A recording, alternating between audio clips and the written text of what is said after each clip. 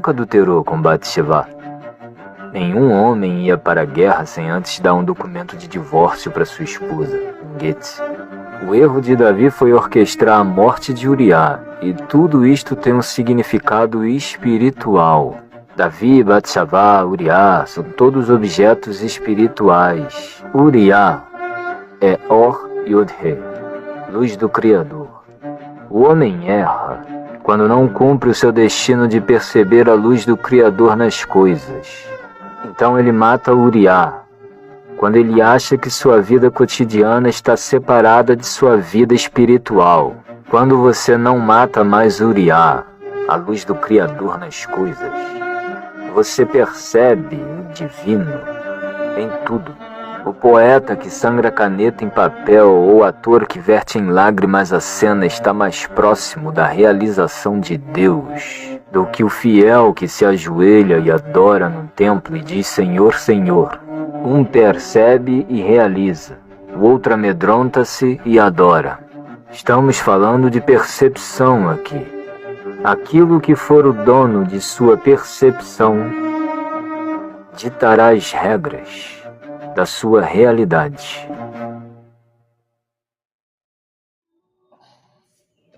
Olá, tudo bem? Aqui quem fala é Oliveira. Como vocês estão? Hoje, quarta-feira, dia 29 de maio de 2024, estou começando aqui esse estudo sobre o grande conflito da Adventista. Vou continuar da onde eu parei, que é quarta-feira, dia 22. Essa página da quarta-feira, ela está alicerçada no livro de Daniel, capítulo 10, tá? Então vamos lá? Mas antes de eu começar a fazer a leitura, eu vou falar duas coisas que nos meus vídeos anteriores eu falei e eu acabei interrompendo a fala e não concluindo, porque simplesmente eu achei que não tinha nada demais no que eu estava falando, mas eu vou acabar explicando aqui, porque é melhor eu explicar do que eu deixar solto no ar e pessoas mal intencionadas ficarem falando besteira. Eu estava falando, alguns dias atrás, lá no monte, sobre Judas Iscariotes, que ele foi dentro de um sorteio escolhido. Por que eu estou falando isso? Porque o próprio Salvador, ele chega para Pedro e fala assim: Pedro, o diabo tem pedido sobre vós e eu não deixei. E depois, ainda continua a falar em outros livros do Novo Testamento, principalmente nos Evangelhos, que ele fica a rodear, cirandando. Então, o que acontece? Mesmo a Bíblia falando, eu vou até abrir aqui em Mateus, que é onde fala mais claro. Mateus. Eu tenho que só lembrar onde que está. Eu acho que é 20...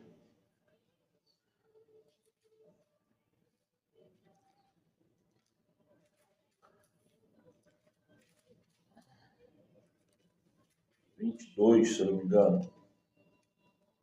Deixa eu ver.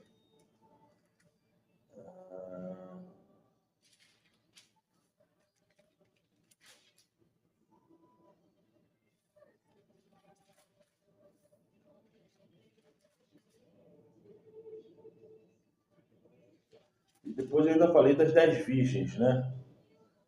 Por quê?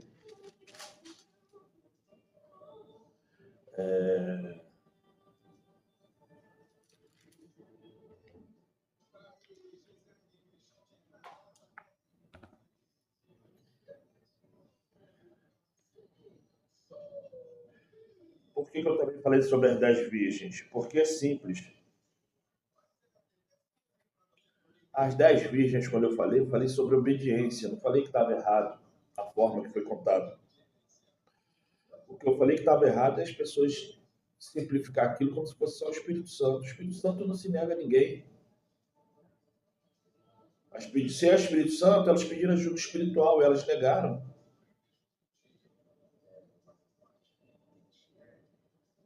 Ordem financeira, elas negaram. Agora, eu não sei se esse texto é coerente pela situação, porque ela só fica ali esperando. Qual seria o motivo da obrigação da luz? Não sei. Ela só fica ali esperando, perto das outras que tinham luz. Mas enfim, eu só não aceito que é uma questão de Espírito Santo, porque dentro dessa situação, negar apoio espiritual, que cristão é esse que nega apoio espiritual? E negar um bem comum, se o próprio Salvador sempre falou que tem que se ajudar o próximo, enfim. É uma explicação que, quando você para analisar, não tem muito fundamento. E ainda botar na conta do Espírito Santo que as, as que tinham luz de Espírito Santo, as que não tinha, não tinha, e as que tinham Espírito Santo se negou a ajudar quem não tinha. Enfim, é complicado. Mas cada um crê naquilo que quer. Mas eu estou falando que ali não é uma relação espiritual, ali é uma relação de obediência. Se elas ficassem ali com o sem óleo, elas entrariam. Se não entrasse, era porque o noivo não queria. Aí são outros 500. Eu rejeito vocês porque vocês não têm luz. Aí é uma questão do noivo. Já que é o noivo que escolhe, na tradição deles lá, é o homem que tem o poder sobre a mulher de falar se ela presta ou não presta por qualquer motivo, por qualquer motivo, então tá tranquilo. Aí eu não discuto. Mas eu acreditar que simboliza o Espírito Santo, não. Isso aí tô fora. Não creio. E nem quero entender desse jeito. Aí,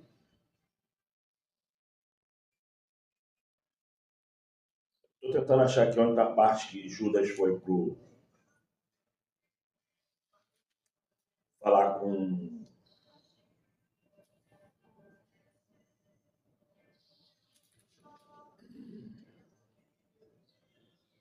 Vou dar uma parada aqui, calma aí. Eu achei. Tá aqui no, em Mateus 26, versículo 14. Então um dos 12, chamado Judas Iscariotes, foi ter com os príncipes dos sacerdotes e disse: Que me queres dar? E eu vou-lo entregarei. E eles lhe pesaram 30 moedas de prata. E desde então buscava oportunidade para o entregar. E no primeiro dia da festa dos pães asmos chegaram os discípulos junto do Salvador, dizendo: Onde queres que façamos os preparativos para comeres a Páscoa? Por que eu falo para vocês que essa questão do Judas foi um sorteio espiritual? Porque Satanás estava perguntando ao Salvador qual deles. Tanto é que não deixou tocar em Pedro. Porque Satanás se andava a Pedro.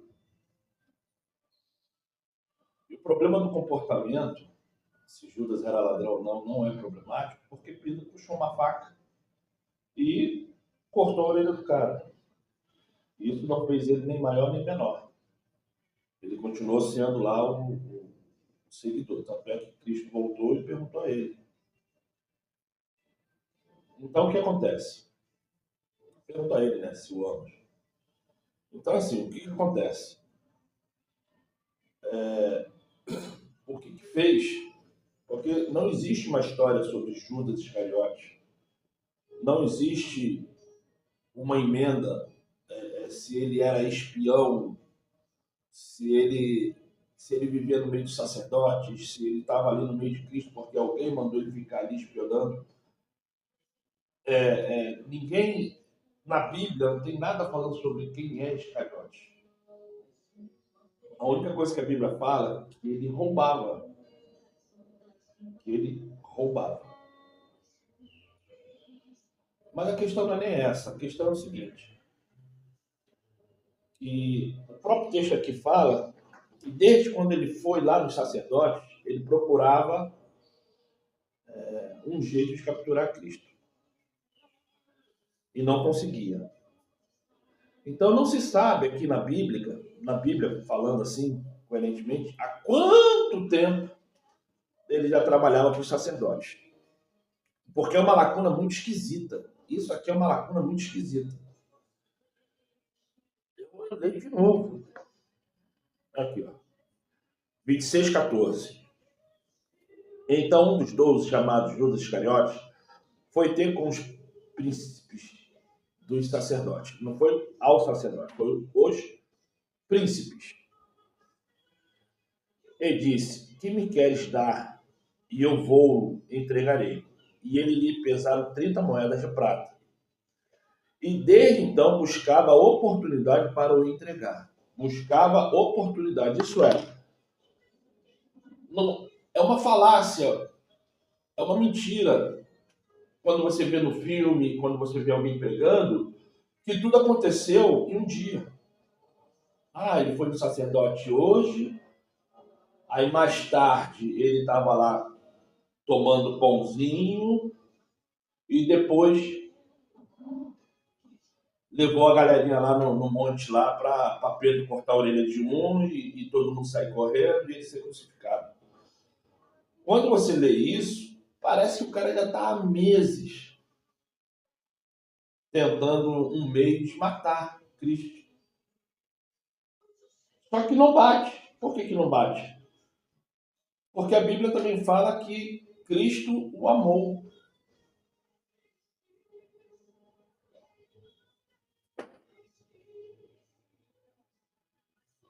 Aí o que acontece? Da onde que veio essa narrativa que Judas Iscariotes era o traidor? Então, quando você lê em Mateus, em Marcos, em Lucas, em João, não bate. Nenhum deles bate. Nenhum deles bate. Por isso que eu falo que ali foi um sorteio. Porque, na verdade, quem mandou foi o Salvador. Quem mandou foi o Salvador. Eu vou parar aqui de novo, só para procurar aqui onde está. E já volto.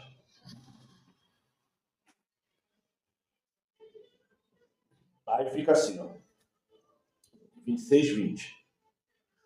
E chegado à tarde, assentou-se à mesa com os 12, e comendo ele, disse: em verdade vos digo que um de vós há de me trair. E eles todos ficaram, eu. Nem os caras sabiam sobre. Ele respondeu, disse: porque põe comigo a mão no prato, esse me há de trair. Em verdade, o Filho do Homem vai como acerca dele está escrito. Mas ai daquele que o Filho do Homem é traído. Bom seria para esse homem se não houvesse nascido. E respondendo Judas, o que o traía, disse: porventura sou eu? Isso é, a inconsciência que Satanás traz sobre as pessoas é tão grande que o cara basicamente não sabia que era ele. Enfim. E quando comiam, Jesus tomou o pão e abençoou, e o partiu, deu aos discípulos e disse: tomai e comei, isto é o meu corpo. E tomando o cálice, dando graças a Deus, dizendo: bebei dele todos, porque este é o meu sangue, sangue do meu novo testamento, que é derramado por muitos para a remissão dos pecados. Aí é o que eu falo. Não é discordando da Bíblia, que eu não estou discordando, estou só falando. O que devemos entender disso aqui? Que se não estudarmos direito, se não lermos e prestarmos atenção, o prejuízo é só nosso. Porque eu falei do sorteio nessa questão, porque foi, na verdade, foi o próprio Salvador que falou, vai, faz sem demora. A entrega dele começou por ali, não foi Satanás que pegou o Salvador, não foi Judas que por livre vontade entregou. O próprio Salvador falou, vai, faça logo. Ele mandou, ele permitiu, ele deu a ordem, porque Satanás não tinha poder sobre o Salvador, Judas não tinha poder sobre o Salvador. Até na morte do Salvador, foi ele que se apresentou e falou, faça.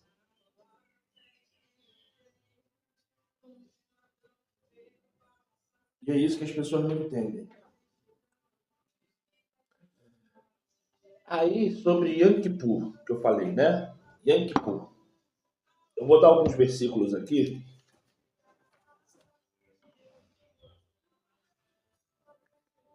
Sobre a Páscoa. A primeira vez que a Páscoa é citada na Bíblia está em Êxodo 34, versículo 25.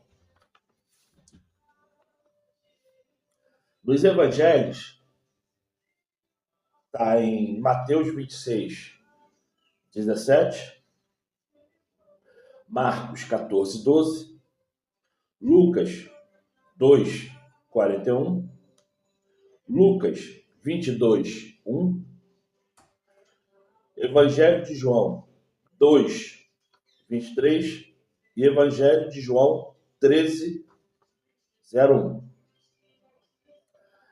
Esse aqui são os versículos da Bíblia que fala sobre a Páscoa. A Páscoa, ela começa no primeiro dia da semana, que você conhece como domingo, e termina na sexta-feira.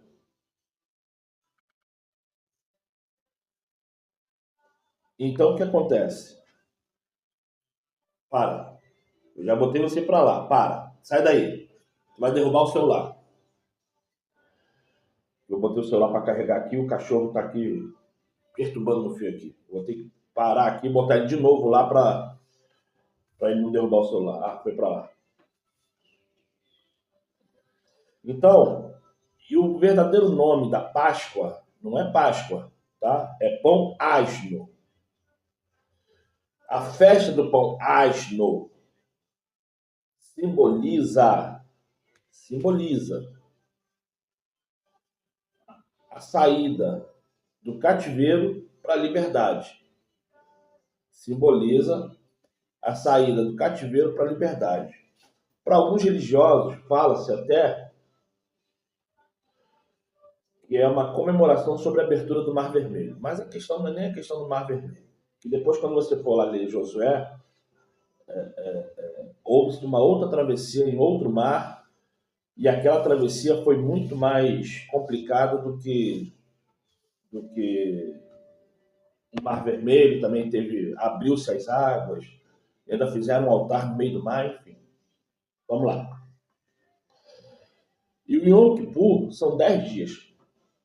A festa de Pão Asno são 7 dias, começa no domingo, termina na sexta. O sábado é a comemoração dentro do templo, que aí eu nem conto como dia, né? Que aí é uma obrigação. Yom Kippur não. Yom Kippur é o ano novo. São 10 dias de comemoração. E literalmente, esses 10 dias as pessoas ficam em jejum e oração, pedindo perdão pelos pecados. Preto, branco, pobre, rico, gordo, magro, tá? É a festa de Yom Kippur. Depois vocês estudem mais sobre o assunto, tá? Eu acredito que essa explicação, embora tenha levado aí 18 minutos, isso porque eu parei o vídeo aqui 2 vezes para procurar o que estava escrito, eu acredito que deu para coisar. Ah, e tem mais. A festa de Pão Asno, que você conhece como Páscoa, significa passagem. tá? A passagem pelo Mar Vermelho, a passagem da escravidão para a liberdade, passagem, tá? Da morte para a vida, da vida para a morte, passagem. Por isso que eu falei que estava muito mais levado ao Yom Kippur do que a Páscoa. Mas a Bíblia fala que é Páscoa, então vamos continuar com a Páscoa. Eu só dei só uma... Não é eu não dei nem opinião. Eu só falei que pela aparência, pelo clamor, pela retidão, pelas pessoas estarem ali buscando perdão pelos pecados, está muito mais configurado ao Yom Kippur do que pela Páscoa. Mas enfim, vamos continuar. Tá? Isso aí não é porque eu creio que seja Yom Kippur. Eu falei que se parece, tá? Então vamos lá, vamos continuar aqui a literatura? Vamos lá. Eu estou aqui com o grande conflito e vou aqui falar sobre quarta-feira, 22 de maio. Vem assim a pergunta número 6. Que segurança e qual convite temos em Hebreus 4? Hoje eu estou com essa Bíblia aqui e estou com esta Bíblia aqui. As duas são trinitarianas, tá? Gosto muito da trinitariana, mas só que eu não sei o que aconteceu com o sistema trinitariano. Que você não consegue mais falar com ninguém. Ó,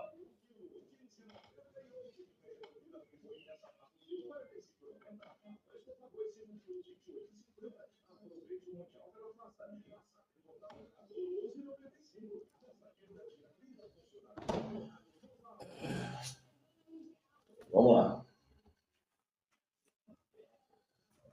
Para mim, a melhor tradução que tem é trinitariana. Então, sério. É muito boa. É muito boa. Começa assim, a página 60. A boa notícia do lugar santíssimo. Que segurança e qual convite temos em Hebreus 4,14? Vamos lá em Hebreus 4,14?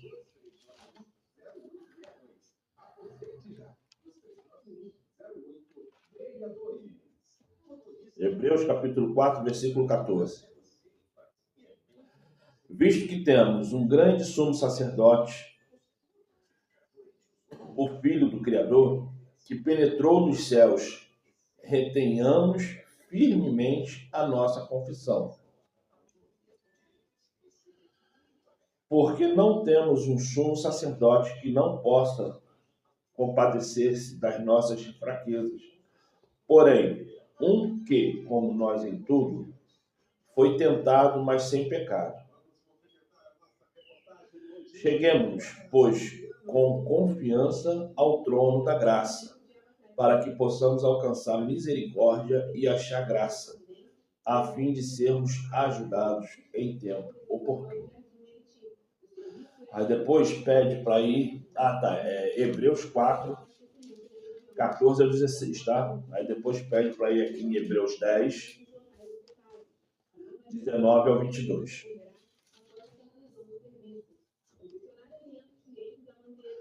Hebreus, capítulo 10, versículo 19 ao 22.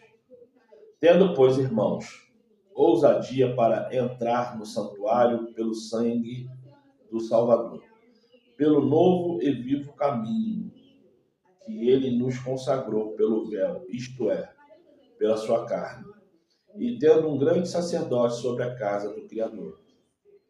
Cheguemos-nos com verdadeiro coração, em inteira certeza de fé, tendo os corações purificados de uma má consciência e o corpo lavado com água limpa. Quando eu falo que coração, isso aqui é meu lado esquerdo, né? Quando eu falo que coração não tem nada a ver com um órgão, coração ou com sentimento, as pessoas não entendem. Na verdade, coração significa mente. Por que a igreja romana botou coração no lugar de mente? Eu não sei.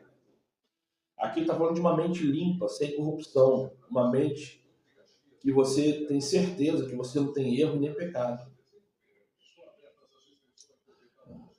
Então, o que acontece? Oliveira, então se eu tiver certeza que eu não estou pecando, eu já estou salvo? Não. Não é isso. Uma coisa é eu tomar um tropeção ali e o palavrão ficar na ponta da língua e voltar. Minha mente o quê? Se sujou. Então eu tenho que pedir perdão e clamar forças para que eu não venha mais pensar ou fazer coisas infrutíferas.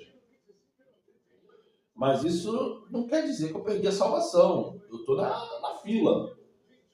Eu estou na fila. O negócio é estar na fila da salvação, meu amigo, minha amiga. Na parábola das 10 virgens, nada mais é do que isso. É que você está na fila, esperando. Você estando na fila, está ótimo. O problema é você não estar na fila. Tem muitos aí que nem sabem onde está a fila. Imagine de estar na fila. E é isso que dói. Um montão aí crendo que sabe de alguma coisa e não sabe de nada. Paulo enfatiza que devemos conservar firme a confissão e chegar com confiança, sem desistir, com fé em nosso sumo sacerdote. Nele, o nosso sumo sacerdote é o Salvador, tá? É aquele que você conhece como Jesus Cristo. Eu não gosto de falar esse nome, porque esse nome é pagão, tá certo? É um xingamento. Significa o cavalo que voa, tá? Então eu vou falar Jesus. Jesus significa o porco que voa. Porque um está literado no grego e o outro está literado no aramaico. É uma mistura de aramaico com latim, com grego e latim, tá? Eu prefiro falar Salvador. Oliveira, você está inventando. Não estou inventando, é só você pesquisar. O problema é que as pessoas querem ser tratadas igual o bebezinho. O bebezinho, a gente bate a comida no liquidificador 10 vezes para ficar aquela gosma sem gosto, sem cor, e dá para a criança porque a criança não tem condições de mastigar. E é isso que as pessoas não entendem. As pessoas querem tudo já mastigado. Querem um tipo de comida que elas falam que é sólida, mas na verdade elas estão com preguiça de mastigar. E eu falo, parem com isso. Parem com isso. Essa situação que vocês têm que ficar acreditando em tudo que se é falado dentro dos templos, mas ninguém quer ficar 2, 3 horas por dia. Isso para quem pode, tá? Se você trabalha, sai 5 da manhã, chega às 7 da noite, eu até entendo. Porque você... Mas na sua folga você pode. Na sua folga você pode. Mas aí vai de cada um, tá? Não estou te julgando, não. Então, assim, para com isso. Eu estou falando, vai lá, estuda. Acha. Se não achar, continue falando Jesus. Eu não falo nada. Quer falar Jesus? Fala. Quer falar Deus? Fala. Quer falar qualquer outro nome na Bíblia achando que é verdadeiro? Fala. Porque esse comportamento só é mudado quando a pessoa entende. Se a pessoa não entende, continua. E eu não vou ficar discutindo e achando que a pessoa está em pecado, falando que a pessoa está errada, porque quer falar Jesus. Quer falar Jesus? Fala. A importância é eu não falar. Tá certo? Eu não falando tá ótimo. E a minha parte eu já faço. Igual ontem na Assembleia de Deus que eu fui ali. Fogo puro do céu. Eu abri lá em Mateus, capítulo 5, versículo 17. Me deu uma vontade de pregar a lei, me deu uma vontade de falar sobre os mandamentos, mas aí eu falei, se eu falar isso aqui, eu não vou ter o tempo correto para explicar. Então eu vou falar aqui sobre obediência, sobre a questão de aprender e ensinar. E aquele que aprende e não ensina perde a salvação. Eu tive mais ou menos de 5 a 10 minutos para falar. E as pessoas bateram palma. Eu sei que a grande maioria ali bate palma, sem saber até porque está batendo palma, mas eu só vi as cabeças falando assim, ó. Porque eu preguei sobre obediência, sobre escolha. Escolha, obediência. O ato de você estar ali aprendendo e na hora que sai dali, não ensina lá fora o que tem que ser ensinado. Estava aqui, ó, doido para falar sobre Êxodo, doido para falar sobre a lei, doido para falar sobre como a lei é linda, bela, gostosa. Eu falei, sabe por quê? Muitos dali não entender nada. Então, preferi falar sobre obediência, sobre a questão que a pessoa tem que aprender e ensinar. Aprender e praticar. A prática na vida pessoal também, eu falei sobre isso. E foi uma coisa linda. Não porque eu falei, porque se eu estivesse lá no banco escutando o que eu falei, mesmo se eu entender, eu ia entender que tem que haver mudança. Eu falei sobre salvação da seguinte questão: você que fuma, você vai estar pondo em jogo a sua salvação por causa do cigarro. Você que bebe, você que cheira, você que está chegando dentro de casa, tendo brigas horrorosas com o marido, com a esposa, com o filho, você está jogando a salvação fora. Foi isso que eu citei. Eu fiz eles lembrarem sobre salvação. Deixei bem claro sobre o ato de salvar-se. A salvação tem que estar em primeiro lugar.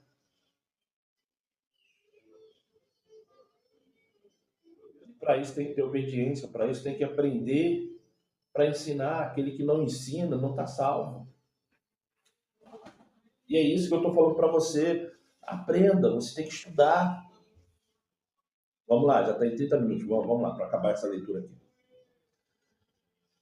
Olha, para o pátio, vemos sangue nos chifres do altar de bronze. No lugar santo, vemos sangue nos chifres de ouro do altar do incenso. Contemplamos o sangue aspergido na cortina diante do propiciatório. O sangue do Salvador prepara o caminho a cada passo. Isso nos dá esperança, pois só podemos nos reencontrar com o Criador quando o Salvador nos perdoa e paga nosso pecado. Então, o que ele está falando aqui na página 60 é que a morte na cruz não é gratuita.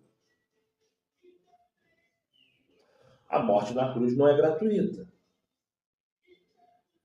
Isso é o Salvador que nos justifica ao Criador. Isso é.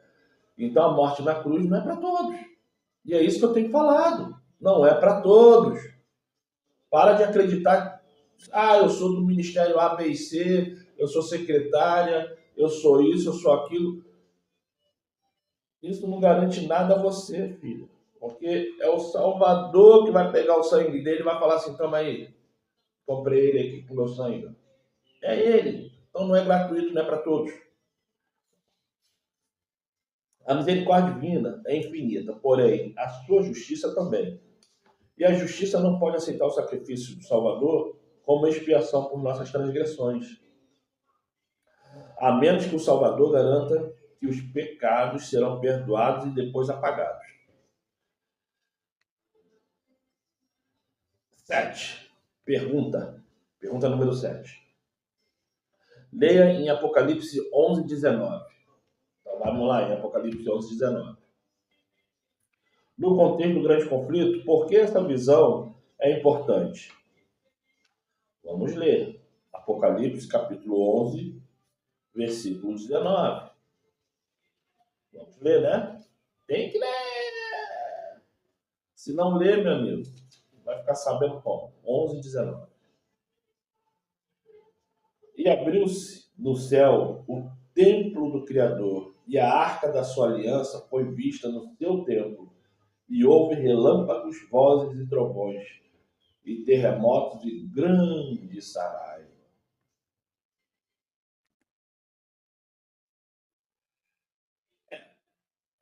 Na minha visão humana, isso aqui, essa perturbação, não é porque vai cair meteoro do céu, é uma perturbação espiritual. Pessoas incorporarão verdadeiros demônios, enquanto outras serão extremamente santificadas.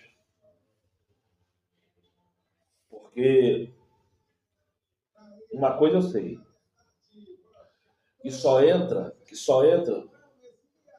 no Santíssimo quem é sumo sacerdote. A partir do momento que o véu é mostrado, a arca é mostrada para todos, Todos que estiverem vendo a arca serão possuídos pelo Espírito Santo.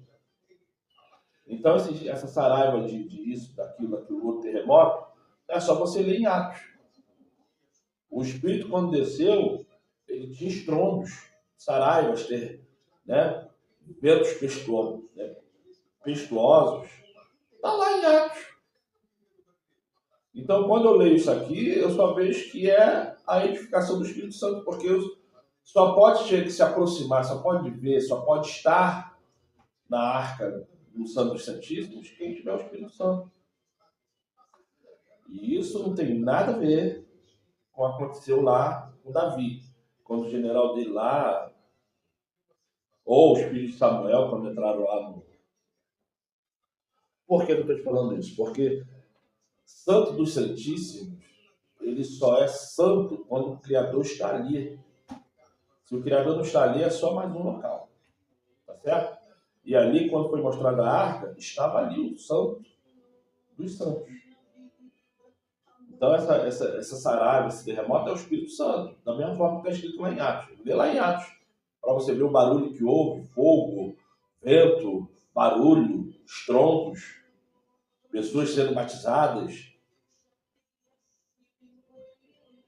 Então, é só você parar e analisar. Vamos lá. Só que é uma opinião, tá? Mas se você prestar atenção em Atos, ver o que aconteceu lá com Davi, a ponto de ficar sem roupa, e o que está sendo falado aqui é a presença do Espírito Santo. Não é nenhuma calamidade maluca, não. Vamos lá. Na glória da presença divina, na sala do trono do universo, na base do trono do Criador, encontramos a lei, na arca da aliança, no lugar santíssimo. A justiça e misericórdia divinas se revelam. Nenhum poder terreno pode mudar a lei, porque, entre outras razões, ela está preservada na arca da aliança. Hebreus capítulo 8. Vamos em Hebreus de novo. Vou fechar essa aqui. Eu vou abrir a outra. Vamos em Hebreus. Hebreus.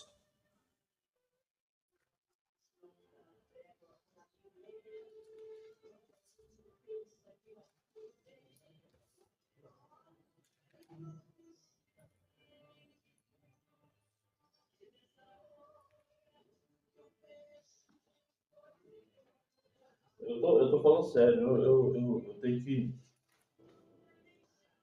que realmente buscar ajuda. Hebreus 8.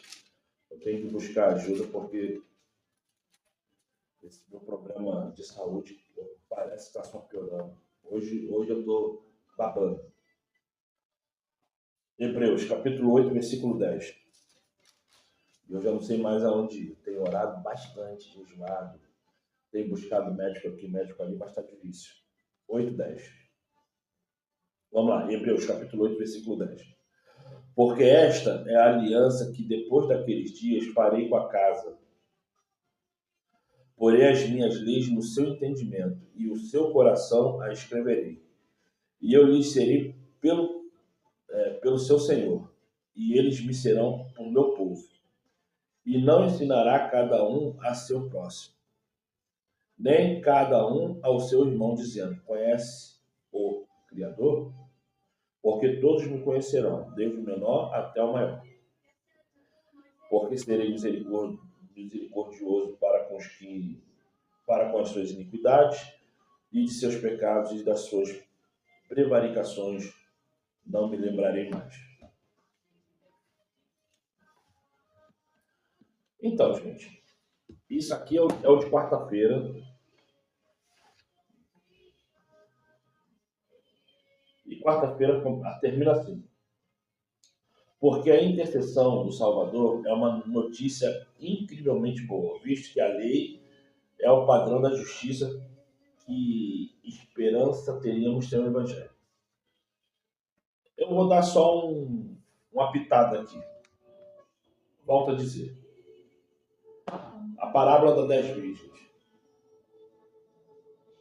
até por um tempo, quando eu não sabia o que era, eu ficava olhando e aceitando que o azeite simbolizava o Espírito Santo. Mas depois parei, analisei e falei, não, não é o Espírito Santo. Sobre o Yom Kippur e a Páscoa. Yom Kippur são total 10 dias de jejum, oração e súplicas para perdão de pecado. E o pão asmo é só lembrança sobre a passagem do Mar Morto. Mar Vermelho, desculpa, Mar Vermelho. A saída do Egito para a Terra Prometida. É uma comemoração de 7 dias. Pela expiação, está muito mais levada a Yom Kippur do que para a Páscoa. E quando você conta 3 noites e 3 dias, se ele morreu na sexta, às 15 horas, e logo escureceu, então conta sexta-feira, a primeira noite, primeiro dia no sábado, a segunda noite no sábado, o primeiro dia no domingo, o segundo dia no domingo e a terceira noite no domingo. Então não bate. Agora, se ele morreu na quarta, contou a primeira noite na quarta, o primeiro dia na quinta, a segunda noite na quarta, o segundo dia, a primeira noite na quarta, o primeiro dia na quinta, a segunda noite na quinta, eu estou falando quinta quando você tem a noite, o pessoal virasse meia-noite, tá? A primeira noite, a segunda noite na quinta, o segundo dia na sexta, a terceira noite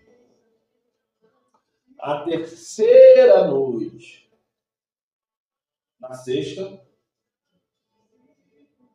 e o terceiro dia no sábado. Por quê? Porque a ressurreição veio no sábado. Por quê? Porque ele ressuscitou no sábado. Então, Cristo, na contagem, ele morreu na quarta-feira, porque quando você vai estudar, existe também a expiação no meio da semana e a expiação no sábado.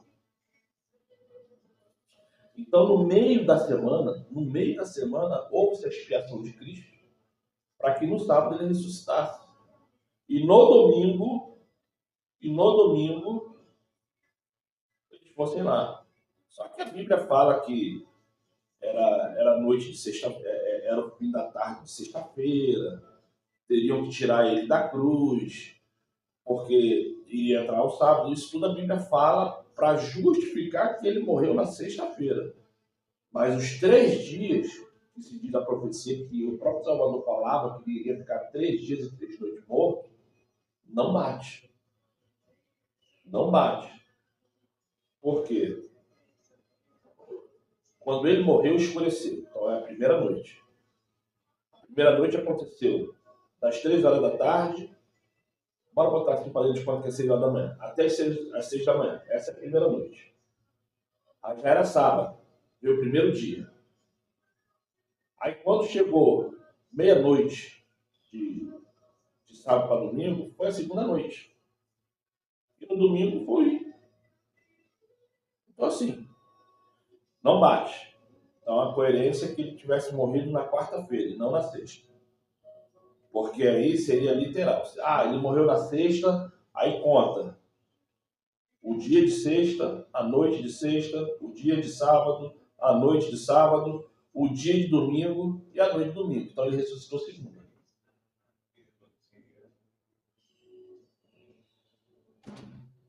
Então não bate. Qualquer matemática que você fizer aí, os 3 dias e 3 noites não batem. Tá certo? Mas cada um fica com o seu entendimento. Agora eu vou para a quinta-feira, 23 de maio. Continuando o estudo bíblico, estou aqui no dia de quinta-feira, 23 de maio. A página 61 está alicerçada no livro de Daniel, capítulo 11, tá? São que horas agora? Deixa eu ver aqui. 8 horas e 56 minutos. 8 horas e 56 minutos da manhã. Hoje é dia 29, tá? Dia 23 de maio é o que está aqui no caderno aqui, ó. 23 de maio. Não sei se vai dar para ver a data. Tá vendo? 23 de maio. Mas hoje é dia 29 de maio de 2024, tá bom? Exatamente às 8h58 da manhã, mas quem quiser achar que é 9 horas, pode também falar que é 9 horas. Vamos ler. Jesus, nosso advogado no juízo. Pergunta número 8. Qual é a diferença entre o ministério do sacerdote no santuário terrestre e o ministério do Salvador no santuário celestial? Hebreus, capítulo 10, versículo 9 ao 14.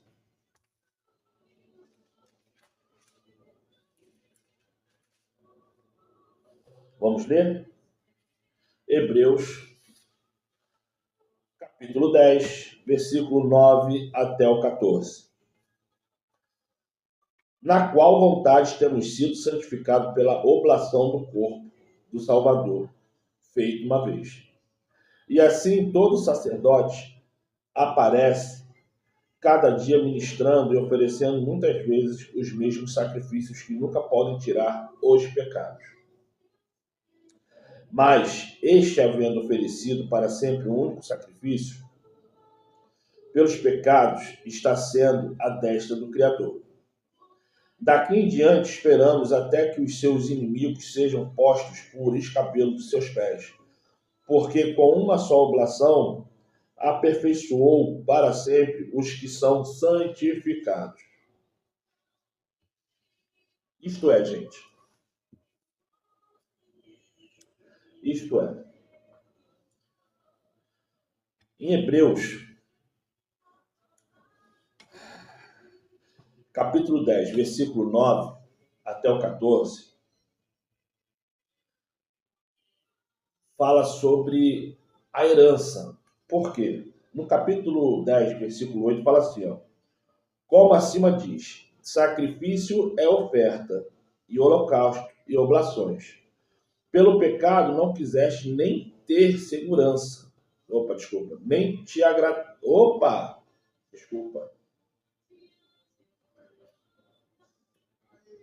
Pelo pecado não quiseste nem te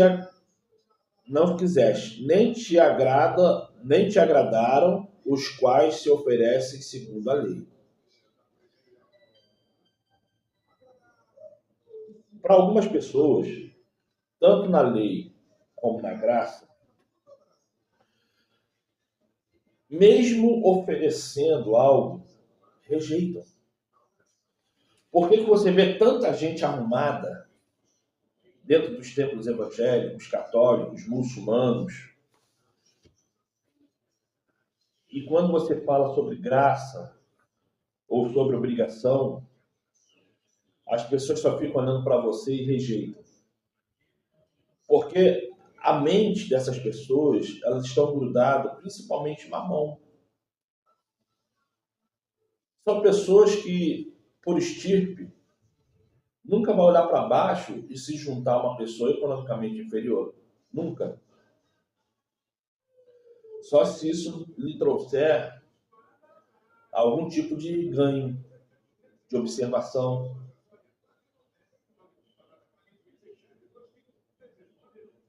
Mas esses mesmos são o que querem olhar para você e falar assim: Jesus é bom. Allah é bom. Mas quando você olha e vê as obras, a obra não existe.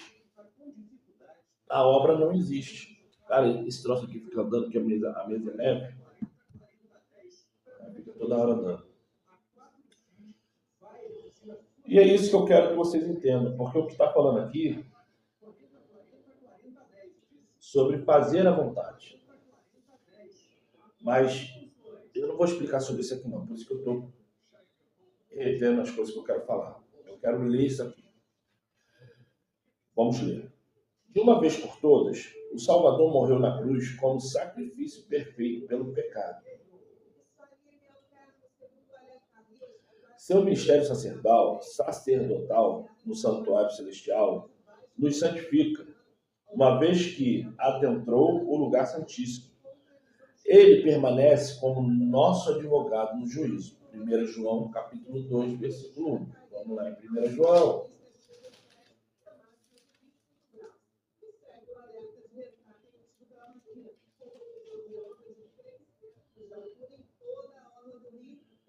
Meus filhinhos, estas coisas vos escrevo, para que não pequeis. E se alguém pecar, temos um advogado para com o Pai. Cara, agora que eu estou percebendo que o rádio está ligado na melodia, eu espero que não esteja sendo gravado. Meu Pai amado, a pessoa tem que jogar tudo isso fora. Deixa eu...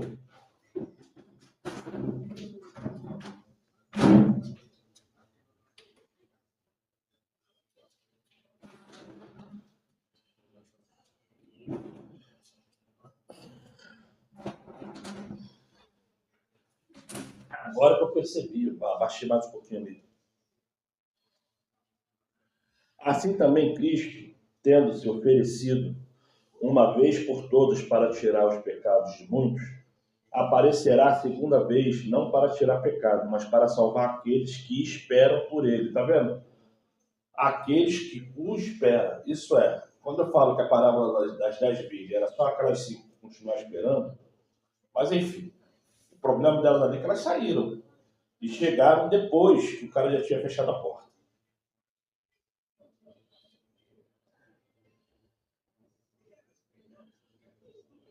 Hebreus 9, 28. Vamos voltar em Hebreus 9, 28. Hebreus, capítulo 9, versículo 28. Assim também Cristo, oferecendo-se uma vez para tirar os pecados de muitos, aparecerá segunda vez sem pecado aos que o esperam para a salvação. Por meio do seu sacrifício e mediação, ele resolveu o problema do pecado. Ele virá outra vez para aqueles que o amam. 2 Timóteo, capítulo 8.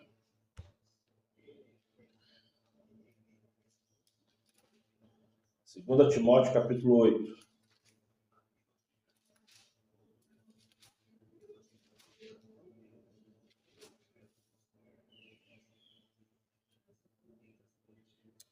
Capítulo 4, versículo 8, desculpa. 2 Timóteo, capítulo 4, versículo 8. O versículo 7 fala assim, ó, combati o bom combate, acabei a carreira, guardei a fé. Mas o que queremos ler é o 8. Desde agora, a coroa da justiça me está guardada, a qual o Criador, o qual o Salvador, justo juiz, me dará naquele dia. E não somente a mim, mas também a todos os que amarem a sua vinda. Amarem a sua vinda. Pergunta número 9. Leia Hebreus capítulo 6. Que tanto Hebreus é esse, meu pai? Hebreus capítulo 6. Versículo 19 e 20. Porque ele nos convida a segui-lo e o que descobrimos à medida do que fazemos isso. Então vamos lá. Hebreus, capítulo 6, versículo 19 e 20.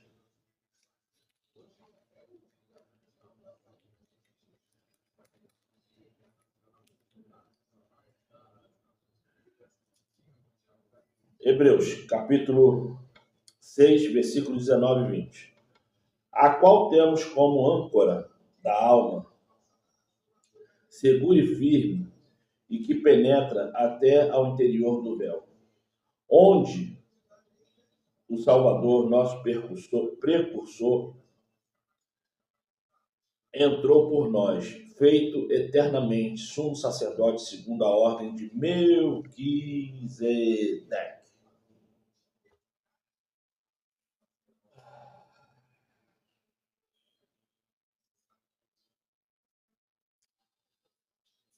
Na verdade, todos os que forem salvos serão sacerdotes. Porque não existe você viver num templo celestial se não é sacerdote. Por isso que ele nos cobra conhecimento da palavra, por isso que ele nos cobra o ato de saber ensinar. O homem e a mulher que são preguiçosos, que não leem, que não ensinam, que não praticam, esses não terão parte do reino, porque esses não se interessam em aprender para ensinar. Todos os salvos e salvas serão nada mais, nada menos do que sacerdotes. Todos os anjos, não importa se você quer falar que é querubim, que é isso, que é aquilo, até o próprio capeta, eles têm um conhecimento da Bíblia. Todos eles entendem e pregam a Bíblia. Satanás e seus anjos, eles sabem por que estão sendo punidos. Porque eles entendem a Bíblia. Embora eu já tenha falado para muitos que Satanás, a função dele é essa. Ele foi feito para essa função. Todos no reino celestial têm uma função. Todos. Fica pensando você que Satanás é um doido. Não, Satanás ele foi feito para essa função. A função dele é repartir. A função dele é fazer a pessoa ter um lado. Porque se o Criador ele fosse uma pessoa injusta, o pecado não existiria. Mas o Criador, para ele ser justo, ele teve que fazer o pecado, ele teve que inventar o pecado, ele teve que inventar a discórdia, para que todos que o seguissem por livre vontade, livre misericórdia. Então, se o pecado existe, é para isso.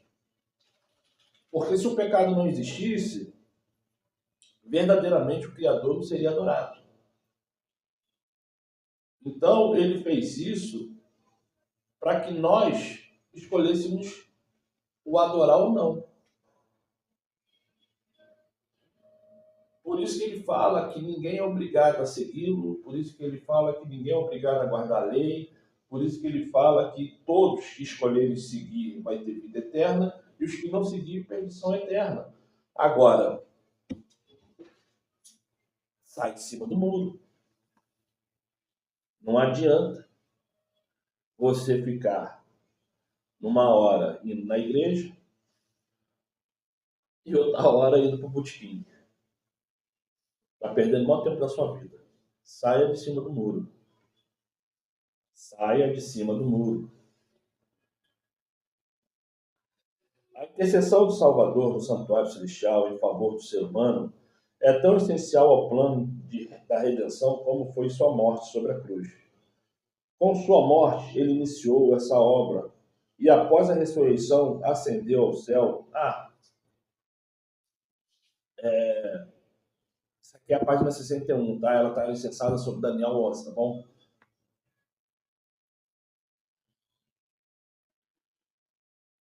E além do véu para o nosso percussor. Entrou por nós. Hebreus 6, 20.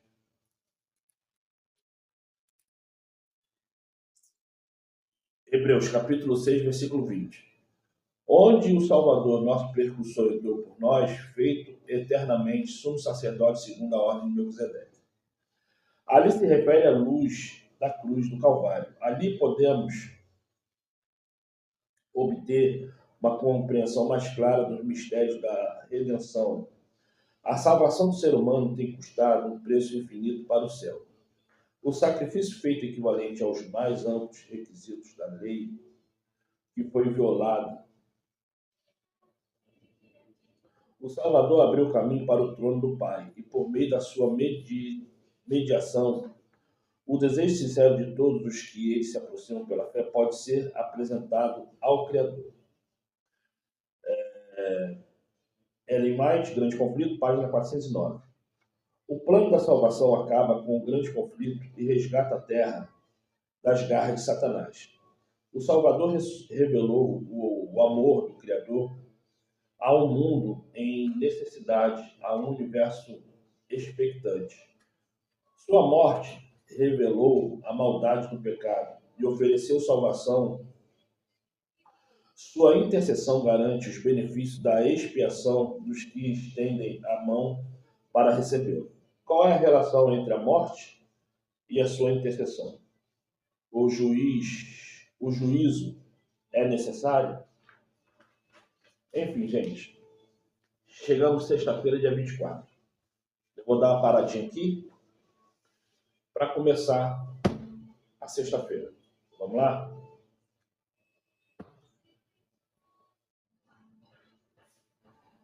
Olá, tudo bem? Eu sou Oliveira, como vocês estão? Vamos agora começar o estudo da sexta-feira, 24 de maio. Lembrando que hoje é 29 de maio de 2024 e eu trouxe aqui. Esse aqui é o Grande Conflito, tem exatamente 647 páginas. O Grande Conflito, tá vendo? Esse aqui. Esse aqui é o que a Igreja Adventista te dá gratuitamente. Tem 287 páginas. Sendo que dessas 287 páginas,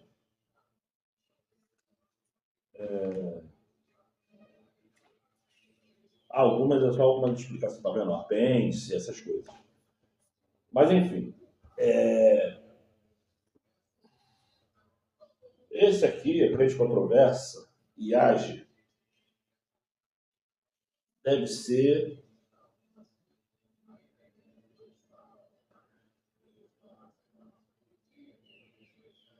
isso aqui não é da Adventista, tá?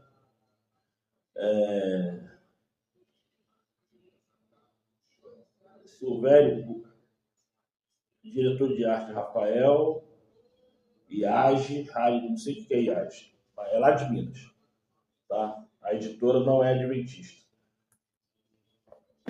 Então, esses aqui são os livros. Eu tenho essa, Grande Controvérsia, e essa aqui. Eu vou falar para você. Livro inspirador. Se você quiser procurar o Ministério Quatro Anjos, Jairo Carvalho, Rogério Buzzi com 2C, Buzzi.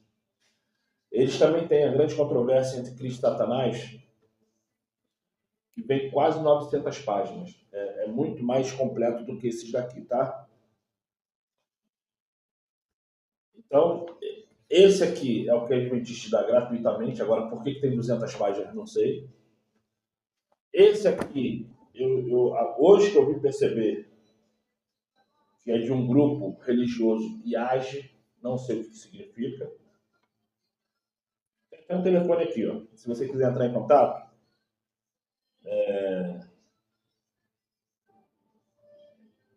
o e-mail é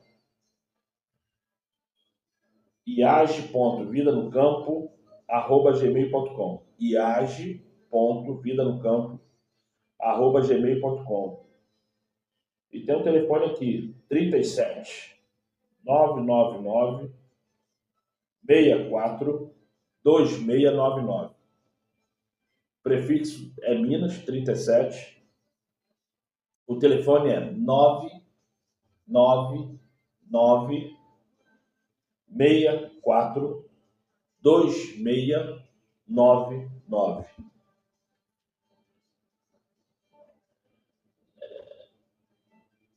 E a letra é boa de se ler, tá? Mesmo assim, óculos eu consigo ver. isso aí, gente. O que eu poderia te ajudar em termos de você conseguir o livro está aqui. Estou te passando e-mail, estou te passando telefone. Esse livro está comigo há anos, não sei se esse telefone ainda existe. Também não sei. E tem aqui a página www.comunidadeiage.com.br. IAGE, é isso aqui, ó. IAGE. IAGE. IAGE. IAGE, tá? Vamos lá. Vamos ao estudo aqui de sexta-feira. Vou botar o óculos vermelho. Vou tomar meus remédios ali que eu ainda não tomei. Vamos primeiro acabar aqui esse estudo de sexta-feira.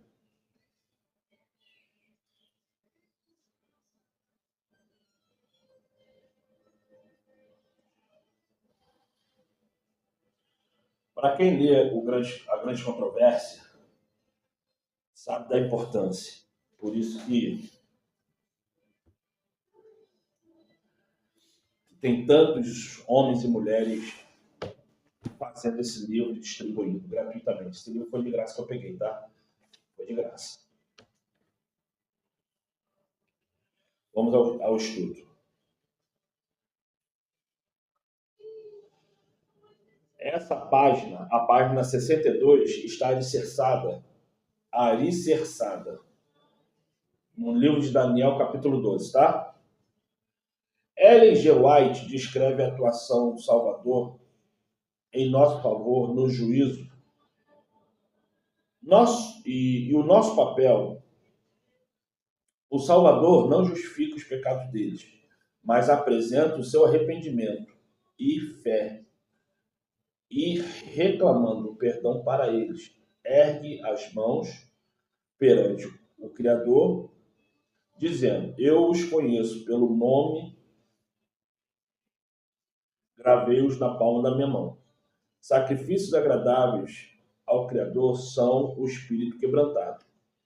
Coração compungido e contrito, não desprezarás o Criador. Salmos 51, 17. Embora isso aqui já seja o próprio Salmos, mas vamos lá em Salmos.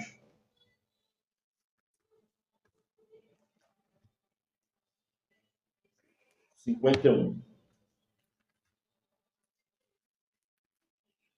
Estou com uma dor de cabeça horrível. Estou assim há dias. Tomo remédio, faço um monte de coisa, mas está pela misericórdia. 51, 17. Os sacrifícios para o Criador são o espírito quebrantado e um coração quebrantado e contrito, não desprezarás o Criador. E ao acusador do seu povo declara: o Senhor te repreenda, ó Satanás. Sim, o Senhor que escolheu Jerusalém te repreenda. Te repreende. Não é este um tição tirado do fogo. Zacarias 3:2.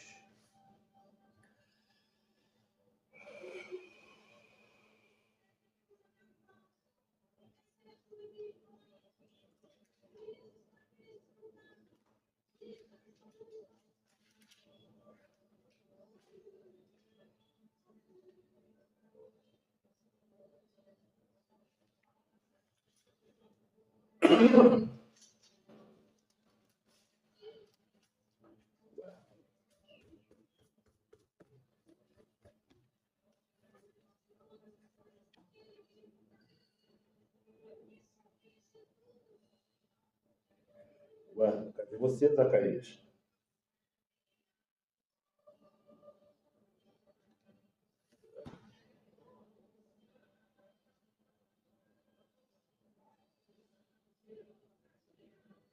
Eu não estou muito bem não, hein? Eu não estou muito bem não, hein?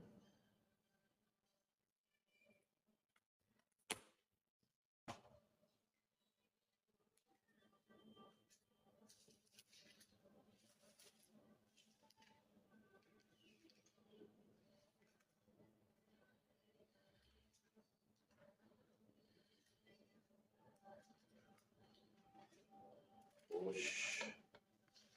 Oxi.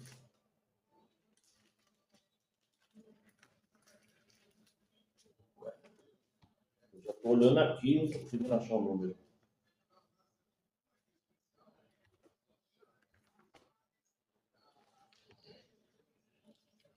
Pai amado. A dor de cabeça está só aumentando.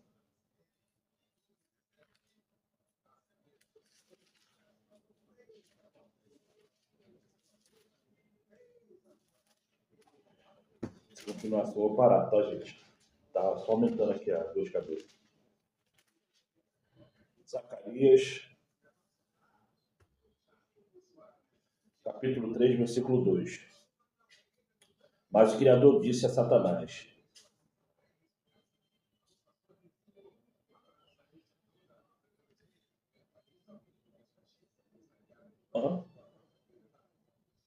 Mas o Senhor disse a Satanás: o Senhor te repreenda, ó Satanás. Sim, o Senhor que escolheu Jerusalém te repreenda. Não é este um tição tirado do fogo?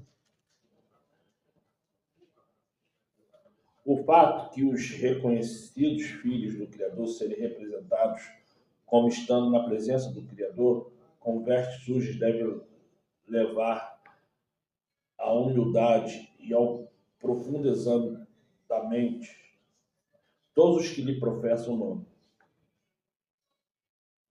os que estão de fato purificando o caráter mediante a obediência à verdade, terão de si mesmo uma opinião muito humilde.